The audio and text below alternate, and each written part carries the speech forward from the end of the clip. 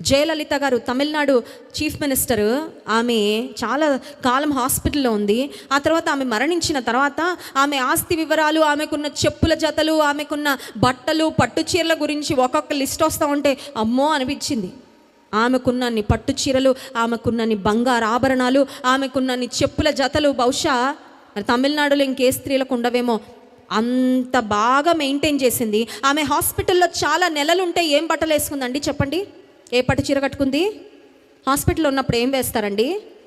Blue gown ఒకటి ఉంటుంది కదా, అదే. ఇక పెట్టెలోకి వెళ్ళిన తర్వాత సూట్ వేసినా చీర కట్టినా అదేమైపోద్ది? మట్టిలో కలిసిపోద్ది అంతే.